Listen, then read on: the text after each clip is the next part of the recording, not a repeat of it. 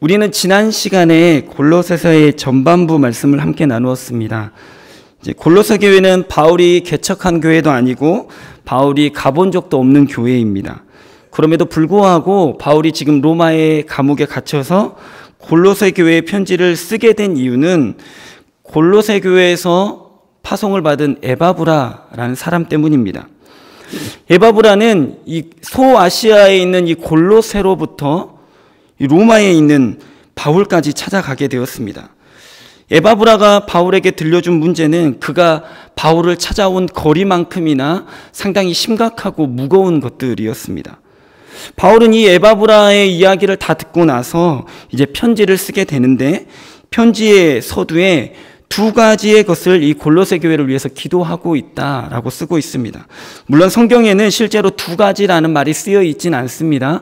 전체적인 내용을 보았을 때 두 가지의 기도 제목으로 요약할 수 있다라고 우리가 지난 시간에 나누었습니다. 첫 번째는 9절부터 12절 말씀이 전체의 기도 제목일 텐데요. 첫 번째 기도 제목은 골로새 교회가 하나님의 뜻을 아는 것이고, 두 번째의 기도 제목은 주님께 합당한 삶을 살아가는 것이다라고 이야기합니다. 바울이 이렇게 두 가지의 기도 제목을 이야기하는 것은 마치 의사가 환자에게 주는 처방전과 같다라고 이렇게 이해할 수 있습니다. 그러니까 바울은 지금 골로새 교회의 이런 문제들을 듣고 나서 이 문제는 하나님의 뜻을 잘못 알았기 때문이다. 그리고 이 잘못 아는 것 때문에 하나님께 합당한 삶을 살지 못하고 있다라고 이렇게 영적인 진단을 내린 것입니다. 골로새서 2장을 보면 그 원인들이 무엇인가, 세상의 철학들, 초등학문들, 율법주의, 천사숭배, 영지주의, 이런 것들이 있었다 우리가 살펴보았습니다. 이것들은 한결같이 예수 그리스도만으로는 부족하다라고 주장하였습니다. 그러므로 복음의 능력을 비하시켰습니다. 하나님께서 독생자 예수 그리스도를 아낌없이 주시기까지 그 사랑하신 그 사랑을 무시해버렸습니다. 예수 그리스도의 대속의 죽음, 우리의 죄를 용서하여 주시기 위해 죽으셨던 예수 그리스도의 십자가가 그냥 단지 도덕적인 죽음, 희생적인 죽음, 이렇게만 가르치기 시작했습니다. 예수 그리스도를 비하하는 이유는 단 한 가지입니다. 예수 그리스도가 아니라 자신들이 주장하는 방법을 통해서 구원을 얻을 수 있다, 이것을 이야기하기 위해서인 것이죠.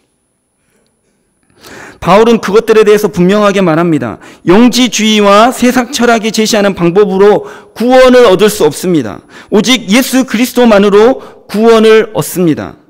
혹시나 혹여나 하는 마음으로 이것도 하고 저것도 하는 사람이 있거나 더 좋은 것 아닌가 하는 마음으로 한 손에는 이것을 또 한 손에는 저것을 들고 있는 사람이 있다면 그렇게 하지 마십시오. 우리의 손에는 예수 그리스도만 붙잡아야 됩니다. 이렇게 이야기하고 있는 것이죠. 오직 예수 그리스도만 붙잡고 오직 예수 그리스도만 의지해야 된다라고 바울은 골로새서 2장에서 계속해서 이야기하고 있는 것입니다. 이것이 바로 하나님의 복음이 우리에게 가르쳐주고 있는 하나님의 뜻이라는 것이죠. 첫 번째 바울의 기도 제목, 하나님의 뜻을 알기를 원한다. 양손에 무엇인가를 붙잡고 예수도 붙잡고 다른 것도 붙잡는 이 삶이 아니라 하나님만 붙잡는 것, 이것이 하나님의 뜻이라는 것입니다. 이것이 바울의 첫 번째 기도 제목과 같습니다. 그렇다면 두 번째 기도 제목, 주께 합당하게 행하는 것, 이것에 대한 설명이 또 후반부에 나오겠죠. 그래서 이 이후의 내용들은 이단과 세상 철학에 빠지지 않고 복음에 바로 선 사람들이라면 이러한 삶을 살아야 됩니다 라고 바울이 써내려가고 있습니다. 그래서 이어지는 골로새서의 3장과 4장의 말씀을 보면 두 번째 기도 제목의 구체적인 응답에 대해서 써내려가고 있는 것이죠. 먼저 성경을 좀 보시겠어요? 3장 1절을 보면 그러므로 라고 시작하고 있습니다. 이것은 전반부의 내용들을 전부를 아우르는 것이라고 할 수 있습니다. 이것을 감안해서 3장 1절을 조금 더 쉬운 표현으로 확장해서 제가 한번 읽어드려 보겠습니다. 예수 그리스도 외에 다른 것으로 구원을 얻을 수 있다라는 생각과 사상은 전부 다 거짓이며 그것을 따르는 일은 헛된 일일 뿐입니다. 예수 그리스도는 다른 사상과 세상 철학으로 대처될 수 없는 유일한 구원의 길이십니다.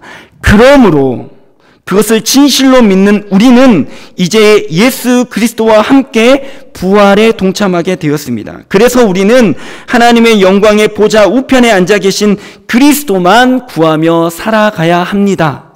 이것이 3장 1절을 풀어서 이 1장 2절을 연결해서 확장해서 표현한 것입니다. 무슨 말인지 이해가 되시겠죠? 이어지는 2절, 3절, 4절을 보시면 우리가 전에 가지고 있었던 땅의 생명은 그리스도와 함께 죽었기 때문에 우리는 더 이상 땅의 것을 생각하지 말아야 합니다. 대신 우리의 하늘 생명, 부활 생명이 그리스도와 함께 감추어져 있기 때문에 이것이 실제로 우리 가운데 나타나기까지 우리는 사모함으로 위의 것을 구해야 됩니다. 라고 쓰고 있습니다. 그렇게 사모하면서 기다리고 구하게 되면 그리스도께서 재림하실 때 우리도 그리스도와 함께 영광 가운데 나타날 것입니다. 라고 표현하고 있습니다. 사도 바울은 지금 하나님은 우리에게 땅의 것을 생각하지 말고 우의 것을 구하라라고 말씀하신다라고 가르치고 있죠. 그 이유가 무엇이냐? 땅에서의 생명은 그리스도와 함께 죽었기 때문이다라고 이야기합니다. 그리고 새롭게 주어진 부활의 생명은 아직 그리스도 안에 감추어져 있기 때문이다라고 설명하고 있습니다. 물론 우리가 지금 살아가고 있는 것, 이것은 하나님이 주신 새 생명으로 살아가고 있다라고 말할 수 있을 것입니다. 하지만 그 생명은 지금 완성된 것이 아닙니다. 그리스도의 재림 때 완성되는 것이죠. 그래서 우리는 완성될 부활의 생명을 사모함으로 이 땅을 살아가는 것입니다. 땅의 생명은 죽었고 이제 시작되고 완성되어져 가는 부활의 생명 가운데로 우리가 살아가고 있다라는 것입니다. 이러한 삶은 영적인 전쟁과도 같습니다. 어둠의 세력은 계속해서 우리가 하늘의 생명이 아닌 땅의 생명으로 살아가라라고 우리를 유혹하고 협박하기 때문입니다. 골로새 교회가 지금 당면한 이단의 문제, 세상 철학과 사상의 문제, 이것들도 모두가 땅의 생명으로 살아가라고 유혹하고 협박하는 것들입니다. 우리는 땅의 생명으로 살아가게 하려는 모든 세상의 유혹과 위협으로부터 우리 스스로를 지키며 죽기까지 싸워야 하는 것이죠. 이것은 생명이 걸린 문제이기 때문입니다. 하늘의 상급이 걸린 문제가 아니라 우리의 영원한 생명, 구원의 문제가 달린 것이기 때문에 죽기까지 싸워야 한다라는 것입니다. 그래서 이것을 영적인 전쟁이라고 표현하는 거예요. 죽고 사는 문제가 달려있기 때문입니다. 우리는 땅의 것을 생각하지 않으면서 동시에 위의 것을 찾으면서 살아가야 됩니다. 3장 1절에서 위의 것을 찾는다라고 말할 때 이 찾는다의 원어적인 의미는 찾아볼까? 찾으면 좋을 텐데 이 정도의 호기심을 말하는 것이 아닙니다. 학문적으로 학자가 무엇인가를 연구하여 찾아내듯이 법적으로 정확한 근거를 찾아내듯이 갈급함으로 찾고자 하는 것, 많은 시간과 노력을 들여서 노력해서 찾아내는 것을 의미합니다. 그러므로 여기서 위의 것을 찾는다, 이것은 자기가 찾고 싶은 마음이 생기면 찾고 싶은 마음이 없으면 그냥 안 찾고 이런 것을 의미하는 것이 아니라는 것이죠. 예배 드리고 싶은 마음이 생기면 예배 드리고, 기도할 마음이 생기면 기도하고, 봉사할 마음이 생기면 그때 봉사하고, 이것은 위의 것을 구하는 것이 아니다라는 것입니다. 어려워도 힘들어도 마음이 생기지 않아도 때로는 의지와 결단을 가지고 하나님이 주신 지혜와 지식을 쫓아서 우리의 삶을 들여서 해야 되는 부분이 필요하다라는 것입니다. 이 말은 하나님께서 우리가 할 수 없을 때 그것을 기어이 해내기를 바라신다라는 의미가 아닙니다. 오해하지 마십시오. 오히려 하나님은 우리의 상황과 형편을 너무나 정확하게 아시는 분이십니다. 아멘이십니까? 예, 하나님은 정확하게 우리의 형편과 상황과 우리의 중심을 아시는 분이십니다. 그런데 정말 할 수 없는 상황에서 못하는 것인지, 할 수 있는 상황인데 안 하는 것인지 하나님이 아신다는 거예요. 하나님이 이것을 아신다라는 것을 우리가 인정하기 시작하면 우리는 하나님을 경외할 수밖에 없습니다. 우리는 외람된 말씀이지만 종종 저 자신도 마찬가지고 하나님을 만만하게 생각할 때가 있습니다. 하나님을 속일 수 있다라고 생각하는 거예요. 하나님은 모르신다라고 생각할 때가 있는 거예요. 그런 하나님 우리에게 말씀하십니다. 땅의 것에 기웃거리지 말고 위의 것을 찾아야 된다. 이것이 그리스도인으로서 합당한 삶이다라고 하나님께서 말씀하여 주시는 것입니다. 5절 말씀을 보면요. 위의 것을 찾기 위해서는 먼저 땅의 지체, 즉 죄성을 죽여야 한다라고 말하면서 구체적으로 언급하는 것들이 있습니다. 음란, 부정, 사욕, 악한 정욕, 탐심, 이런 것들을 지금 나열하고 있는데요. 탐심은 너무나 적게 가진 사람이 나도 보통 사람들처럼 갖고 싶다, 이런 것을 의미하는 것이 아닙니다. 이미 충분히 가지고 있는 사람이 자기가 가진 것에 만족하지 못하여 더 많이 가지려고 하는 것을 의미하는 것입니다. 탐심은 사람의 마음 가운데 들어가서 그 사람으로 하여금 수단과 방법을 가리지 않고 그것을 얻어야 된다라고 계속해서 조바심을 나게 만듭니다. 기다리지 못하게 합니다. 오래 참지 못하게 합니다. 인내하지 못하게 합니다. 이성에 대한 탐심이 생기면 밧세바를 범하고 우리아를 전장 가운데 보내서 간접적인 살인을 저질렀던 다윗처럼 음란과 악한 정욕으로 그것이 드러나게 됩니다. 물질과 명예에 대한 탐심이 생겨나면 마치 나봇의 포도원을 탐했던 아합 왕처럼 부정과 사욕으로 그것이 삶 안에 드러나게 되어 있습니다. 영원히 감춰질 수 없는 거예요. 결국에는 그것이 겉으로 드러날 수밖에 없다라는 것이죠. 모든 일에는 하나님의 때와 하나님의 방법이 정해져 있다라고 믿습니다. 신앙은 그것을 믿고 신뢰하고 기다리고 인내하는 태도로부터 시작하는 것이죠. 그런데 하나님의 때가 아니라 내가 원하는 때, 하나님의 방법이 아니라 지금 당장 얻을 수만 있다면 무슨 방법이든지 이것을 소유하고 획득하고 얻고자 할 때 그것이 내 힘으로 안 되면 다른 힘을 빌리는 것이죠. 그것을 바로 우상숭배라고 부르는 것입니다. 나의 탐심을 채우기 위해서 어떠한 형식들을 지켜나갑니다. 천사의 힘을 빌리기도 하고 별을 숭배하기도 합니다. 혹은 영지주의자들이 말하는 어떤 영적인 지혜를 찾고자 하기도 합니다. 그래서 바울은 탐심은 곧 우상숭배다라고 우리에게 가르쳐주고 있는 것입니다. 결국 이러한 죄성들은 무엇인가를 얻을 수 있게 할 수는 있을지 모르지만 더 큰 것을 잃게 만든다. 하나님의 진노를 불러일으킬 뿐이다 라고 지금 바울이 기록하고 있습니다. 이어지는 말씀들을 보면요, 5가지 죄의 모습을 언급하면서 분함, 노여움, 악의, 비방, 너희 입에 부끄러운 말들을 벗어버리라 라고 바울은 이야기합니다. 분함과 노여움은 마음의 불쾌한 마음으로 상대방을 해하고자 하는 독한 마음을 의미하는 단어입니다. 악의는 도덕적인 의식이 아주 낮은 비윤리적인 행동들을 이야기합니다. 비방은 개역 성경에서는 회방으로도 번역되어 있는데요. 헐뜯고 방해하며 치욕을 주는 행동을 말합니다. 마지막으로 부끄러운 말은 천하고 쌍스러운 말, 상대방의 인격을 모독하는 말들을 이야기합니다. 지금 바울이 이단 사상, 세상의 철학에 관해서 이야기하고 있었습니다. 그런데 갑자기 지금 왜 이런 윤리적인 이야기를 하고 있을까요? 골로새 교회에 여러 사상들이 들어왔습니다. 그래서 이 성도들이 여러 갈래로 분열되어지기 시작했어요. 그리스도를 버리고 자기의 생각과 방법이 우월하다라고 주장하면서 급기야는 서로를 정죄하고 비난하고 인격을 모독하는 말과 행동으로 서로가 서로를 상처 주고 있는 교회가 되어버렸다라는 것입니다. 그래서 바울은 9절에서 그리스도 외에 자기가 옳다고 주장하는 것들은 결국에는 서로가 서로에게 거짓말하는 것뿐입니다 라고 이야기하는 것이죠. 그 누구도 진실하지 못합니다. 진리가 아니기 때문입니다. 10절과 11절로 이어지는 말씀을 보면 이제는 옛사람과 그 행위를 벗어버리고 새 사람을 입게 되었으니 거기에는 민족적인, 율법적인, 문화적인, 사회적인 차별이 있을 수가 없다라고 선언하고 있습니다. 왜냐하면 그리스도는 모든 민족 위에 있고 그리스도는 모든 율법 위에 있고 그리스도는 모든 문화 위에 있고 그리스도는 모든 만유 위에 계시는 분이기 때문이다 라고 설명하고 있습니다.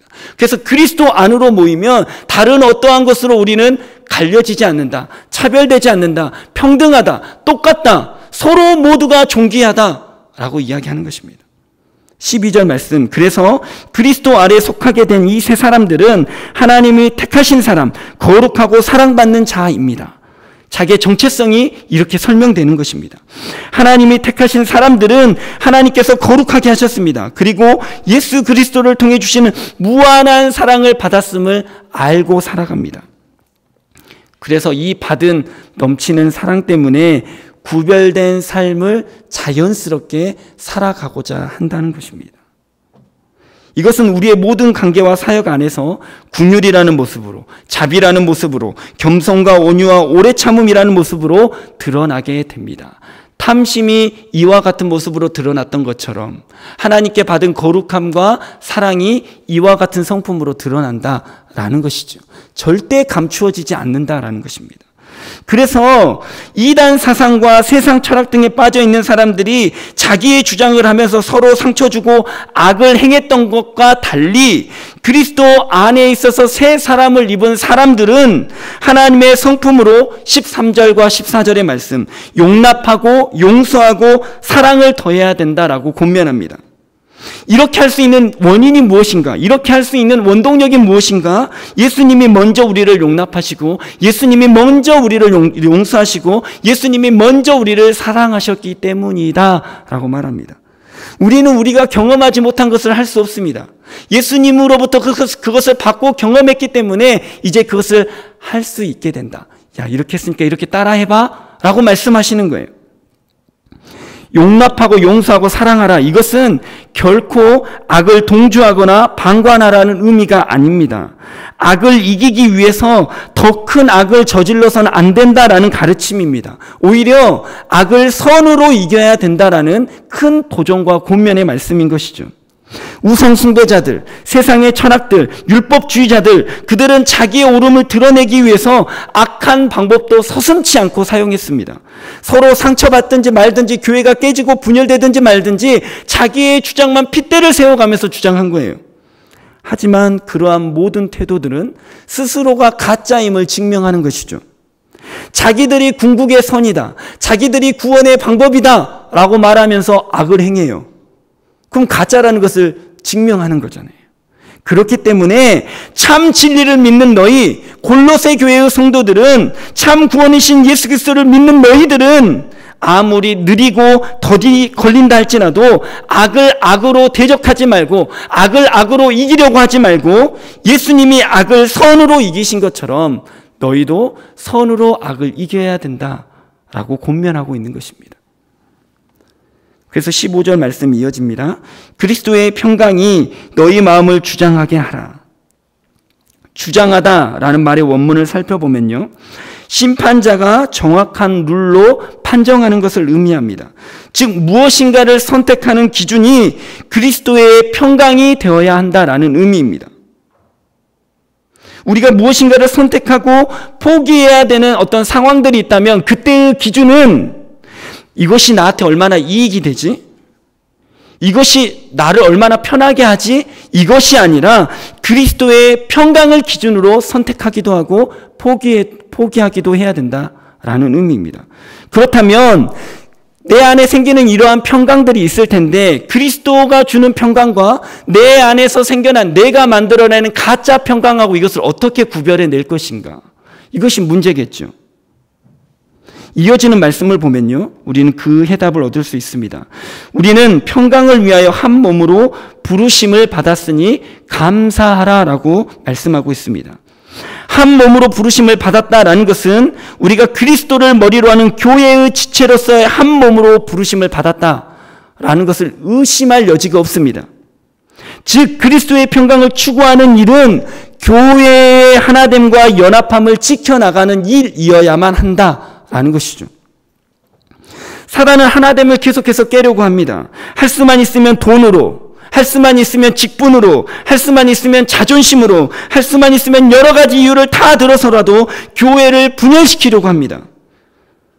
교회의 인본주의적인 생각을 불어넣어서 정작 복음의 진리에 대해서는 타협하면서도 비본질적인 것에서는 목숨을 걸며 싸우게 만드는 것이 사단의 전략입니다. 우리는 그럴 때일수록 그리스도 안에 있는 연합을 추구해야 됩니다. 모이기를 힘써야 됩니다. 하나님의 때를 기다리는 인내와 하나님의 방법을 신뢰하면서 더디 가더라도 세상의 문화와 풍족 가운데 우리가 따라가지 못하더라도 유행에 뒤처진 거 아니야? 라고 생각할지라도 우리는 오직 그리스도만을 향해서 묵묵하게 걸어가야만 합니다. 그러기 위해서 우리에게 꼭 필요한 것이 있습니다. 16절, 17절의 말씀입니다. 그리스도의 말씀 안에 우리가 풍성히 거해야 된다라고 말하고 있습니다. 그리스도의 말씀이 풍성해지면 우리는 어떠한 일을 하게 됩니까? 하나님이 주신 지혜로 서로를 피차 가르치고 권면합니다. 하나님을 깊이 찬양하게 되고 하나님이 원하시는 말과 일들로 우리의 삶을 채워가기 시작합니다. 내 욕심으로 탐심으로 채워가는 것이 아니라 하나님이 기뻐하시는 삶을 살게 된다는 것이죠.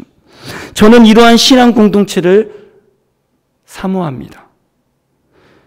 우리 성북교회가 이미 이러한 공동체인 줄로 믿습니다. 하지만 더욱더 이러한 공동체로서의 깊이와 넓이와 높이가 더해가기를 소망합니다. 이 자리에 멈춰 있는 게 아니라 그리스도의 장성한 분량을 쫓아서 더 자라나기를 소망합니다. 그러기 위해서 해야 하는 일이 있습니다. 그리스도의 말씀 안에 풍성히 거하는 것입니다. 말씀 안에 풍성히 거할 때 교회는 하나 되고 연합할 수 있습니다. 뿐만 아니라 우리가 읽지 않았는데요. 그 영향력이 교회 밖으로 펼쳐지기 시작합니다. 18절에서 4장 1절까지의 말씀을 보면 몇 가지의 예를 들어서 우리에게 설명해 주고 있습니다.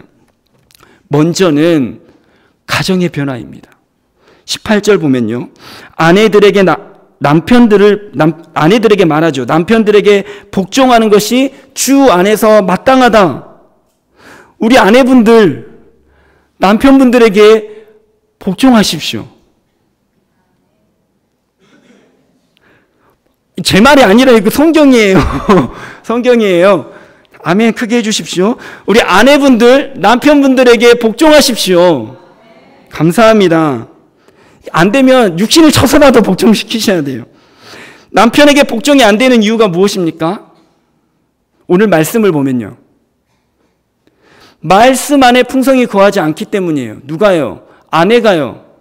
아내가 말씀 안에 풍성하게 거하지 않기 때문에 나로 하여금 나는 할 수 없지만 그 말씀이 나로 하여금 남편에게 복종케 하는 그 능력을 경험하지 못하는 거예요. 그럼 남편들은 어떻게 해야 될까요? 아내들을 말씀에 풍성히 거할 수 있도록 밀어주셔야 돼요. 여보 말씀 봐야 되네. 그래야 사네. 맛있는 음식, 깨끗한 집 이것도 좋지만 말씀 읽는 아내가 될 수 있도록 도와주셔야 되는 거죠. 19절 말씀 보면요. 남편들은 아내를 사랑하며 괴롭게 하지 말라라고 말씀하고 있습니다. 여기에서 사랑하라 할 때 사랑은요. 아가페입니다. 사람이 도저히 할 수 없는 사랑. 하나님이 우리에게 값없이 거저주시는 헌신적인 사랑으로 사랑해야 된대요. 젊었을 때 쫓아다녔던 그 사랑 말고요. 이미 식어버린 그 사랑 말고요. 변하지 않고 신실한 하나님의 사랑으로 사랑하랍니다. 남편분들 아내를 사랑하십시오. 뿐만 아니라 하나님이 괴롭게 하지 말라라고 말합니다. 원문을 보면요. 괴롭게 하지 말라라가 아니라 괴롭게 하는 것을 중단하라 이렇게 되어 있습니다. 무슨 의미인지 아시겠어요? 지금까지 많은 남편들이 아내를 아직까지도 괴롭게 하고 있다는 거예요. 예수 믿는다라고 말하면서 아내를 계속해서 괴롭히고 있구나. 예수 믿기 전과 똑같이 아내를 괴롭히고 있구나. 세상의 버릇 그대로 하고 있구나 라는 말입니다. 당시의 여성은 지금처럼 사회적 지위가 높지 않았죠. 남자가 월등히 높았습니다. 그래서 아내가 남편에게서 학대를 받거나 무관심을 받는 것, 이것은 평범한 일이었습니다. 세상에 그런 일이 있어? 이것이 아니라 어느 가정에나 있는 일, 그냥 평범한 일인 거예요. 놀랄 일도 아니고 당연한 일이었습니다. 하지만 그리스도 안에서는 이미 차별이 없다라고 선언했잖아요. 그래서 아내가 남편에게 복종하는 것처럼 남편도 아내를 더 이상 괴롭게 하지 말고 사랑하여야 된다라고 말합니다. 온 마음을 다해서, 온 힘을 다해서, 뜻을 다해서 아내를 사랑해야 됩니다. 이 일이 어떻게 가능합니까? 이 일이 어떻게 가능합니까? 말씀 안에 풍성이 거할 때요. 남편이 나를 사랑해 주지 않는다. 어떻게 해야 됩니까? 바가지 긁으면 됩니까? 아니에요. 남편으로 하여금 말씀의 자리로 갈 수 있게끔 도와주셔야 돼요. 여보, 말씀 읽으면 좋겠어. 여보, 말씀 읽으세요. 이렇게 해줘야 돼요. 권면하셔야 돼요. 왜 날 안 사랑해줘? 왜 기념일 안 지켜줘? 이것이 아니라 여보, 말씀 읽어야 돼. 이것이 우리가 살아가는 방법이라는 것이죠. 20절, 21절 보시면요.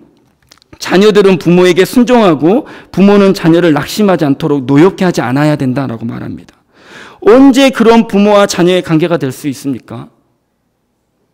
자녀에게 존경받고 인정받는 부모가 되고 부모님께 온전히 순종하는 그런 자녀가 되는 것 언제 가능합니까? 지금 다 나왔어요. 패턴이 똑같아요. 답을 말하시면 돼요. 언제 가능합니까? 말씀 안에 풍성이 거하며. 그러면 어떻게 해야 돼요? 우리의 자녀들을 학원으로, 학교로 막 내보내야 돼요? 아니에요. 그곳에서는 이것을 가르쳐주지 않습니다. 우리로 자녀로 하여금 말씀을 읽도록, 말씀을 배우도록 지지해 주셔야 돼요. 영어 공부 얼마나 했어? 문제집 얼마나 풀었어? 학원 어떻게 했어?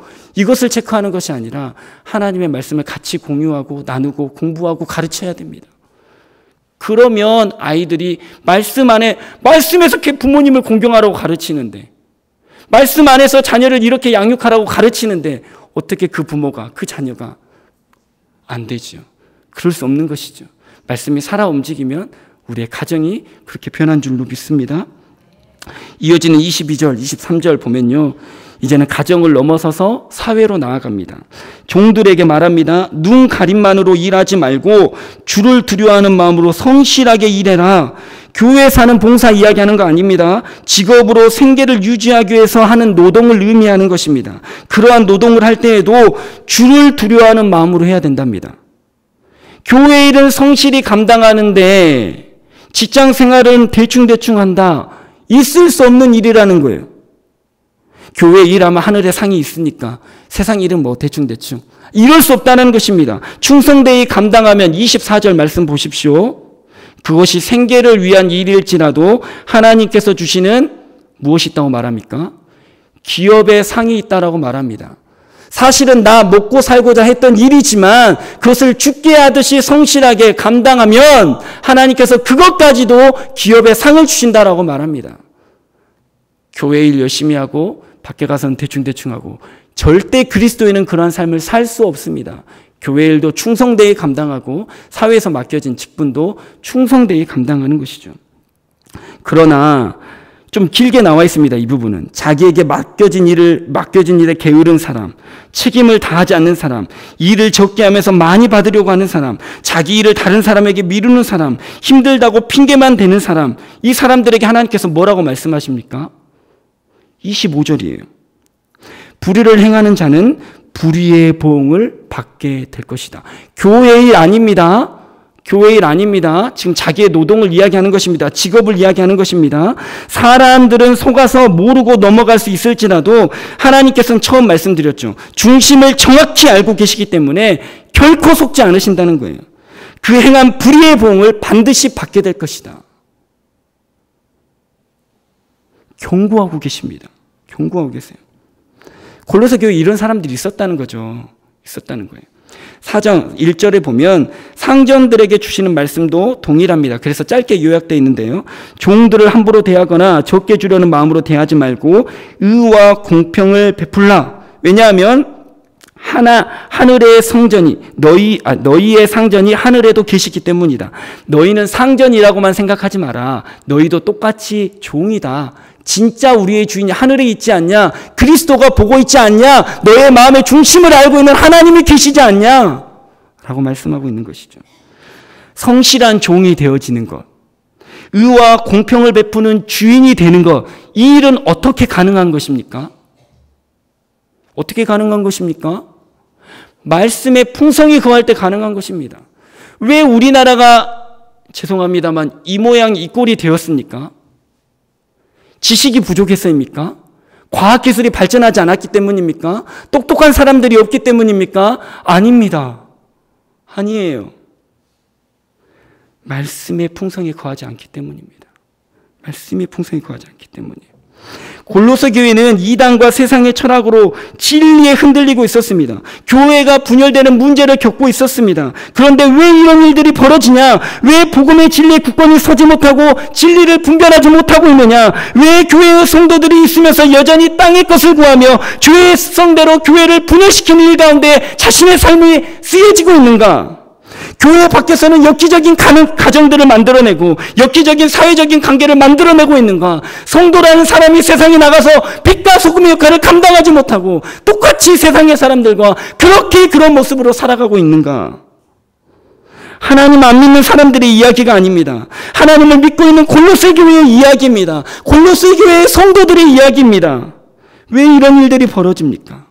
말씀의 풍성이 거하지 않기 때문이다. 위의 것을 구하라. 이것은 이 세상과 동떨어진 영적인 어떤 신비, 이것을 구하라는 말이 아닙니다. 말씀 안에 풍성이 거하는 것, 말씀이 육신되어서 우리 가운데 거하셨던 예수 그리스도. 말씀을 떠나서는 다른 방법으로는 그리스도와 함께 할 수가 없는 것입니다. 그리스도의 말씀 안에 충만히 거할 때 우리의 교회가 든든히 서가는 것입니다. 우리 스스로가 건강한 성도가 될 수 있는 것입니다. 말씀 안에 충만히 거할 때 하나님이 원하시는 가정을 세울 수 있는 것입니다. 말씀 안에 충만히 거할 때 우리 사회의 구조가 건강해지는 것입니다. 교회를 살리고 성도를 살리고 가정을 살리고 나라를 살리는 길, 그것은 오직 하나님의 말씀밖에 없습니다. 이 시대에 이 하나님의 말씀에 붙들려서 하나님이 부르시고 하나님이 보내시는 그 자리에서 힘있게 쓰임받는, 그래서 주께 합당한 삶을 살아가서 하나님께 영광 돌리는 저와 여러분 되시기를 예수님의 이름으로 축복합니다. 기도하겠습니다. 하나님을 믿는다라고 말하면서 우리 안에 여전히 땅의 것을 구하는 죄의 습성이 남아있음을 깨닫게 됩니다. 이것들을 이길 수 있는 방법, 교회가 회복되고 성도가 강건해지며 우리의 가정과 나라가 회복되어지는 것, 말씀의 풍성이 거할 때인 것임을 다시 한번 보게 됩니다. 이것은 몰랐던 것 아닌데 하나님 우리가 너무 다른 것에만 기웃기웃 관심 가졌습니다. 이것은 너무나 많이 들었던 얘기라고 그냥 뒤편으로 남겨두었습니다. 하나님, 이제는 말씀에 우리의 온 삶을 걸 수 있도록 주님 도와주옵소서. 교회가 더욱더 교회다워질 수 있도록, 성도가 더욱 성도다워질 수 있도록, 하나님 믿는 사람의 삶이 그렇게 그리스도를 닮아갈 수 있도록 오직 말씀 안에 무장된 저희들 되어질 수 있도록 주님 축복하여 주옵소서. 그래서 우리의 교회가 강건해질 뿐만 아니라 우리가 속해 있는 가정이 그리스도의 말씀으로 풍성해지며 우리가 속해 있는 직장이 그리스도의 영광을 바라보는 곳이 되어질 수 있도록 주님 축복하여 주옵소서. 세상의 문제 가운데 힘들어하는 교회가 아니라 그것을 담대히 이기고 승리를 선포하고 빛과 소금의 역할을 세상 가운데 감당하는 우리의 순천 성북교회 되어질 수 있도록 주님 사용하시고 역사하여 주옵소서. 감사드리며 우리 주 예수님의 이름으로 간절히 기도합니다. 아멘. 우리 찬송